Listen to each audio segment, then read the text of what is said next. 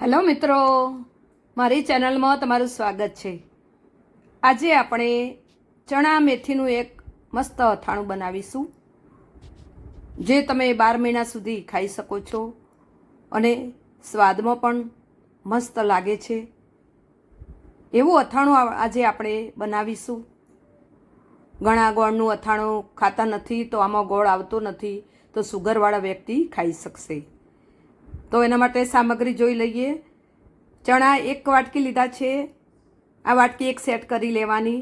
1 વાટકી ચણા અને 1 વાટકી મેથી લીધી છે।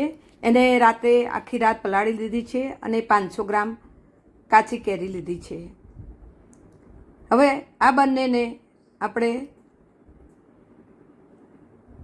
એક વાટકો લઈશું અને એને પાણી નિતારી લઈશું। આવો કાણાવાળો વાટકો લઈ અને પાણી બંનેનું નિતારી લેવાનું। બંને વસ્તુને કોરી કરી લઈશું। હવે આપણે જે કેરીનું અથાણું બનાવીએ છીએ એનું પાણી વધે છે ખાટું, એ ખાટું પાણી આપણે લઈશું। આ કેરીનું અથાણું બનાવીએ ત્યારે આ ખાટું પાણી વધે છે, તો એ તમારે એમાં આ મેથી અને ચણા બંને નાખી દેવાનું અને 6 કલાક માટે એને પલળવા દેવાનું। બધું જ મિક્સ કરી લેવાનું અને 6 કલાક એને પડી રાખવાનું, એટલે ખટાશ પાણી પી અને તૈયાર થશે। આ રીતે મૂકી દઈશું એક બાજુ। અને મિત્રો, તમને મારો વિડીયો ગમે તો મારા વિડીયોને લાઈક કરશો અને મારી ચેનલને સબસ્ક્રાઈબ કરશો।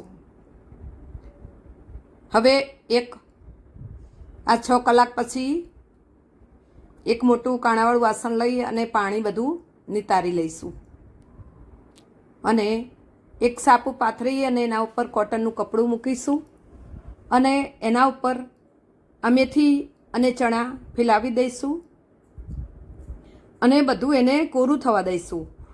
8 કલાક માટે મિત્રો આને કોરું થવા દેવાનું છે।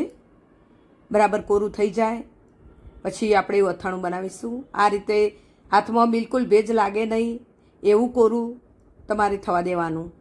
8 કલાક માટે એને કોરું થવા દેવાનું। હવે એક બાઉલ લઈશું, કાચનો બાઉલ લઈશું અથવા સ્ટીલનું વાસણ લઈશું અને એમાં ચણા અને મેથી નાખીશું।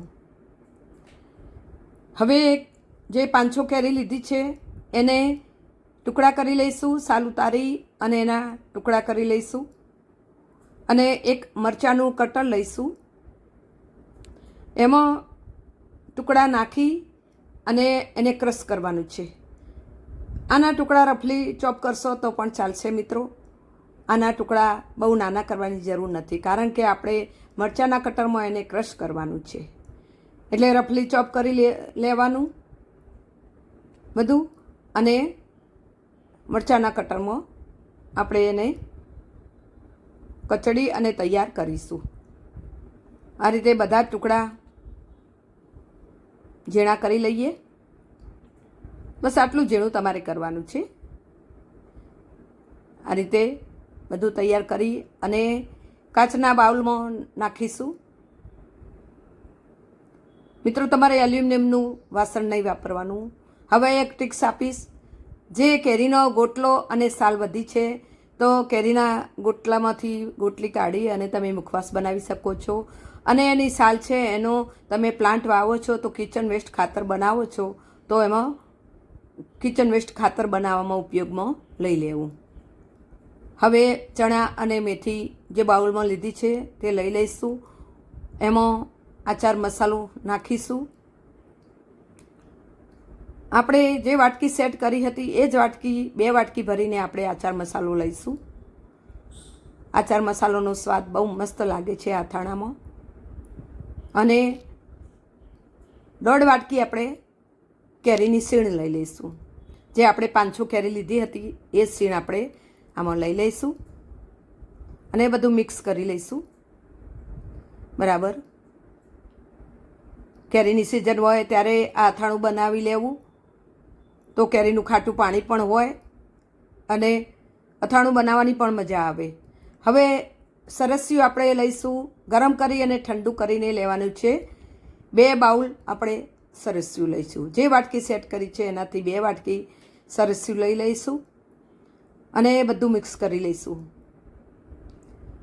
આ અથાણું બનાવવામાં મિત્રો વાર થતી નથી અને 12 મહિના સુધી મજા તમે લઈ શકો છો. કેટલું મસ્ત દેખાઈ રહ્યું છે,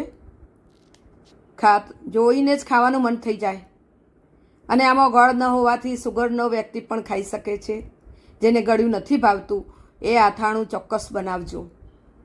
હવે એક કાચની બરણી લઈશું, એને સાફ કરી તડકે તપાડી અને એમાં આપણે ભરીશું.